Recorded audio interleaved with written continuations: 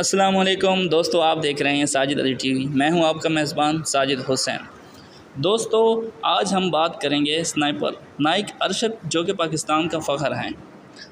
अगर पाकिस्तान के बेहतरीन स्नाइपर की बात की जाए तो आपने इस शहज़ादे को सोशल मीडिया पर ज़रूर कहीं ना कहीं देखा होगा। ये पाकिस्तान के सबसे बेहतरीन स्नाइपर नाइक अरशद हैं। 2016 को बीजिंग में होने वाले इंटरनेशनल स्नाइपिंग एंड शूटिंग मुकाबलों में अरशद ने पहली पोजीशन हासिल की। इस मुकाबले में दुनिया के 42 ममालिक के बेहतरीन स्नाइपर्स ने हिस्सा लिया, जिसमें चाइना, इंडिया, अमेरिका, फ्रांस, रूस के स्नाइपर शामिल थे। फाइनल में नाइक अरशद का मुकाबला इसराइली स्नाइपर बेन सीना से हुआ था, जिसमें नाइक अरशद ने इसराइली स्नाइपर को शिकस्त दी। नाइक अरशद का ताल्लुक SSG के बेहतरीन यूनिट ज़रार से है।